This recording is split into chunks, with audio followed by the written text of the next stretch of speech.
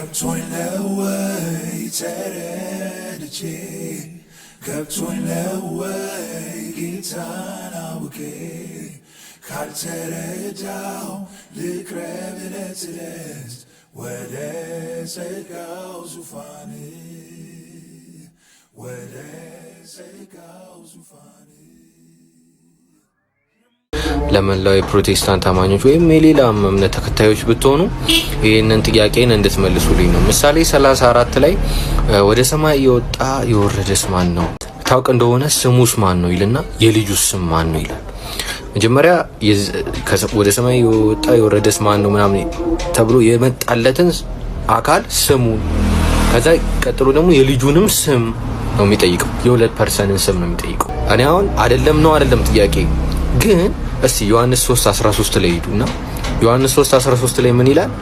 ኢየሱስ ለኒቆዲሞስ ያስተምረው ከሰማይ ከወረደው በቀር ወደ ሰማይ የወጣ የለም ይልና እሱ በሰማይ የሚኖረው የሰው ልጅ ነው ይላል። እኔ ነኝ እያለ ማለትም ስለ ራሱ ነው እያወራ ያለው።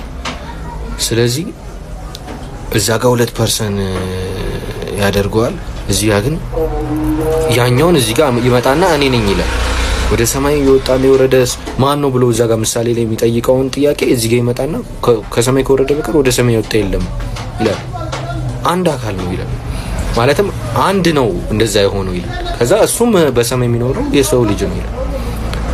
የሰው ልጅ ተብሎ የተጠራው ክርስቶስ ምን እያለን ይሆን? ስለዚህ እኔ አሁን ምንድነው ጥያቄ የፈጠረብኝ ነገር በጣም እዚህ ጋር 2% አለ፣ እዛ ጋር 1% አለ እና ምሳሌ ላይ ልጅ የሚለው ታዲያ ማንን ነው? ምሳሌ 30 ላይ ወደ ሰማይ የወጣ የወረደስ ማን ነው ይላል። ጥያቄው ጠይቋል። ማን ነው? መልሱ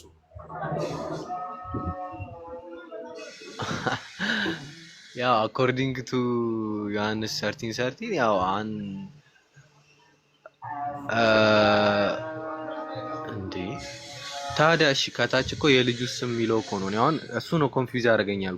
እዛ ጋር የሚለው ነገር ኢየሱስ ነው ይላል፣ እዚህ ጋር ደግሞ የልጁ ስም ማን ነው ስለሚል ያ ነገር እኔን ኮንፊውዝ አደረገኝ። ለዛ ነው ያንን የጠየቅኩት ነው አባባሌ እኮ። አሁን እኔ ፕሮቴስታንት እምነት ተከታይ ነኝ እውነትን በፍቅር እና እዛ ጋር ያንን ነገር ሳየው ኢየሱስ እንደሆነ ነገረኝ።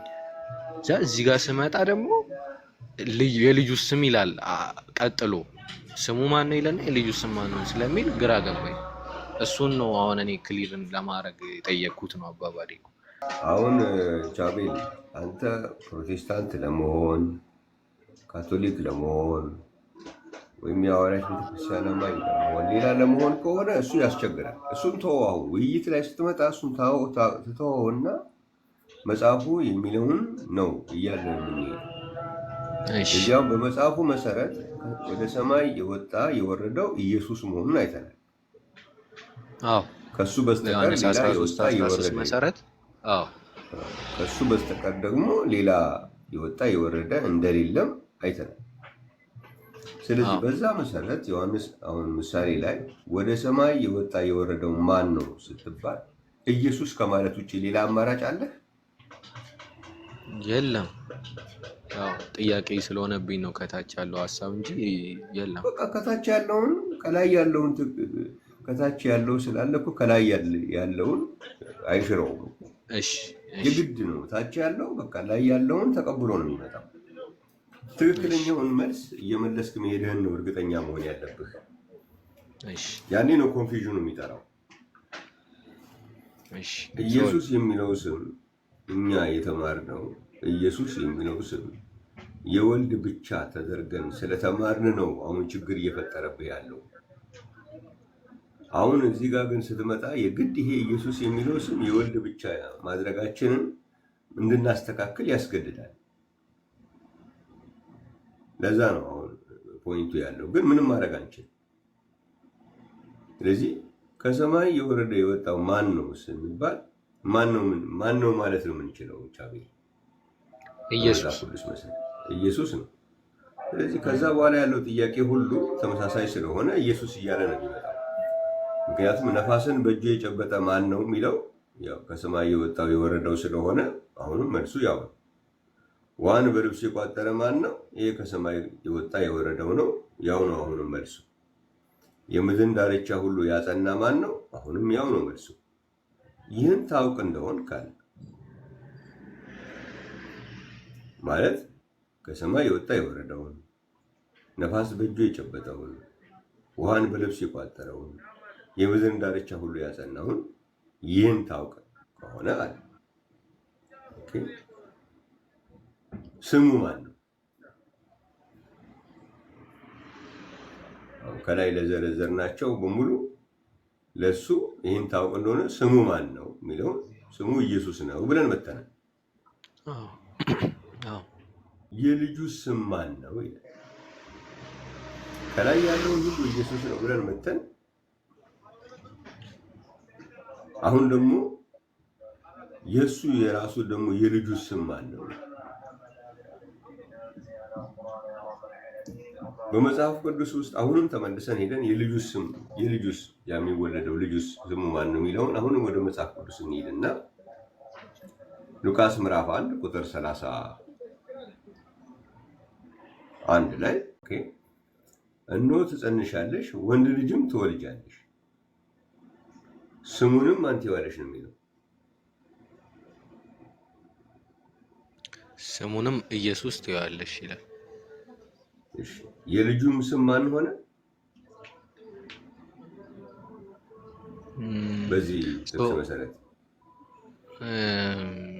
በዚህ ጥቅስ መሰረት ከሆነ ኢየሱስ ነው የሚሆነው። ግን አንድ ጥያቄ ነበረኝ እዚሁ ላይ።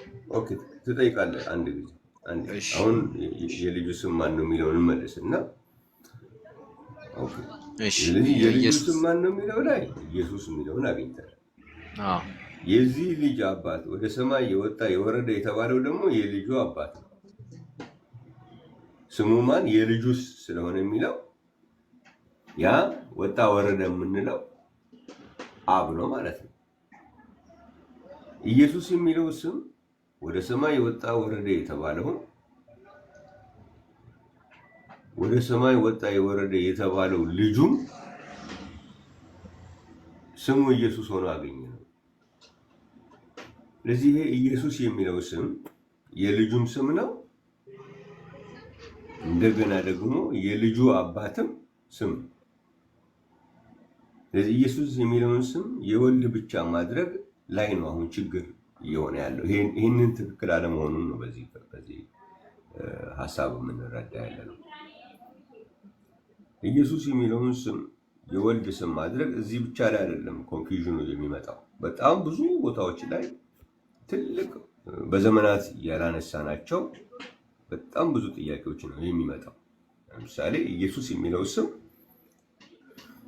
ከስሞች ሁሉ በላይ የሆነ ስም ነው ይላል መጽሐፍ ቅዱስ።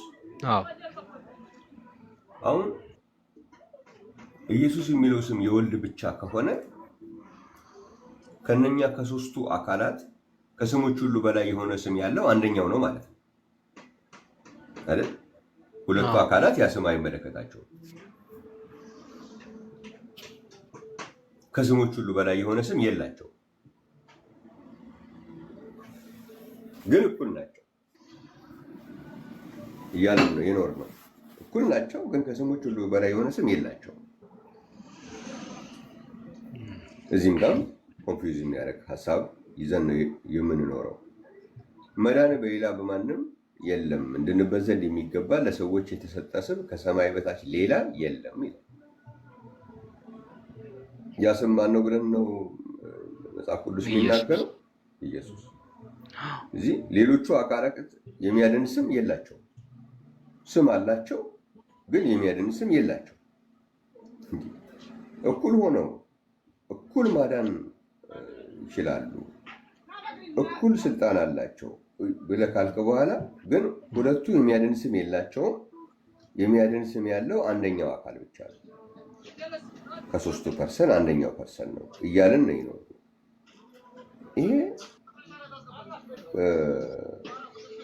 ሳናቀው አብና መንፈስ ቅዱስን እያቃለልን የኖርንበት ዘመን ነው። ከስሞች ሁሉ በላይ የሆነ ኢንዳይሬክትሊ ነው። ኢንዳይሬክት ስለምናደርገው እያልን ስለማይመስለን ነው ኮምፎርተብል እየሆነ እየኖር ነው እንጂ በደንብ ምን እያልን እንደሆነ ስናየው ግን አብና መንፈስ ቅዱስ ከስሞች ሁሉ በላይ ስም የሌላቸው፣ አብና መንፈስ ቅዱስ የሚያድን ስም የሌላቸው አድርገን ነው አሁን ኃጢአት የሚያስተሰርይ። አሁን ኃጢአታችሁ ስለ ስሙ ተሰርዮላችኋል ይላል። የተኛው ስሙ ነው ኃጢአት የሚያስተሰርየው? ኃጢአት የሚያስተሰርየው ስም ኃጢአታችሁ ስለ ስሙ ተሰርዮላችኋል ይላል አይደለም? አንደኛ ዮሐንስ ምዕራፍ 2 ቁጥር 12 ላይ የኢየሱስ ክርስቶስ የኢየሱስ ኃጢአታችሁ ይሰረይ ዘንድ እያንዳንዳችሁ በኢየሱስ ክርስቶስ ስም ነው። ስለዚህ አብና መንፈስ ቅዱስ ግን ኃጢአት የሚያስተሰርይ ስም የላቸው። ምክንያቱም ኢየሱስ የሚለው ስም ወልድ የሚባለው ፐርሰን ስም ነው እንጂ የአብና የመንፈስ ቅዱስ መጠሪያ አይደለም። አብና መንፈስ ቅዱስ አይመለከታቸው። ስለዚህ ኃጢአት የሚያስተሰርይ ስም የሌላቸው፣ ከስሞች ሁሉ በላይ የሆነ ስም የሌላቸው፣ የሚያድን ስም የሌላቸው አብና መንፈስ ቅዱስ ፈጥረን ነው የኖር ነው። አሁን ደግሞ ተጨማሪ ዛሬ ደግሞ ምንድነው የምናገኘው? ከሰማይ የወጣ የወረደው የማይመለከተው ስም አድርገን ስለኖርን አሁን እዚህ ጋር ስንመጣ ከሰማይ የወጣ የወረደው ስሙ ማነው ስንል ኢየሱስ፣ የልጁ ስም ማነው ስንል ኢየሱስ ሆኖ ሲመጣ ኮንፊውዝ አደረገን። ለምንድን ነው? ኢየሱስ የሚለውን ስም አብና መንፈስ ቅዱስን ነፍገናቸው ስለኖርን ማለት ነው። በተማርነው በዛኛው በኩል በነበርነን አስተምሮ አብና መንፈስ ቅዱስን ይህንን ትልቅ ስም ነጥቀናቸው ነው ያኖርናቸው።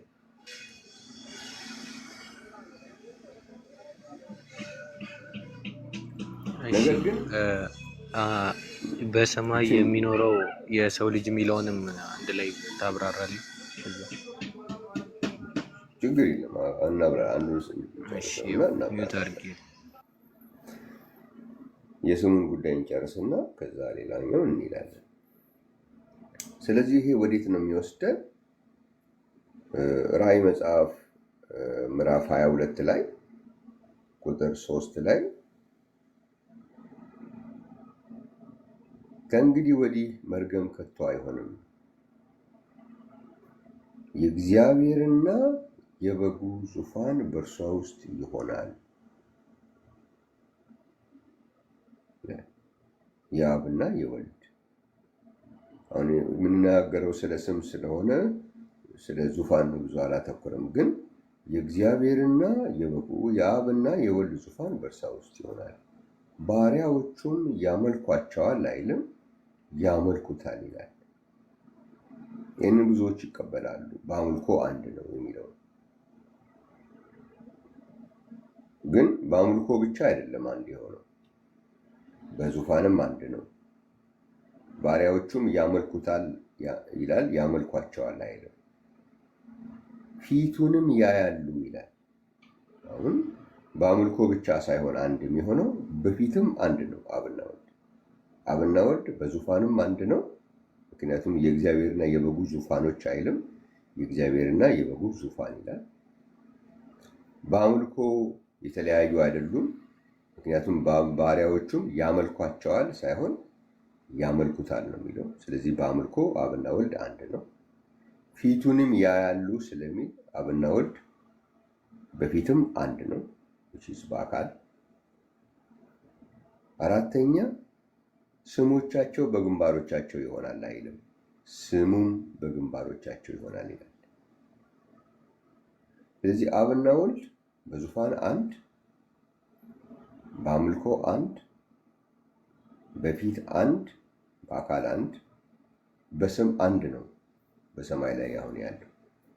ይሄ በምናቸው ይሆናል ነው የሚለው። ስሙም በግንባሮቻቸው የሚለው የአብና የወልድ መሆኑን ተጨማሪ እዛው ራዕይ 14 ላይ 14 ቁጥር 1 ብንከፍተው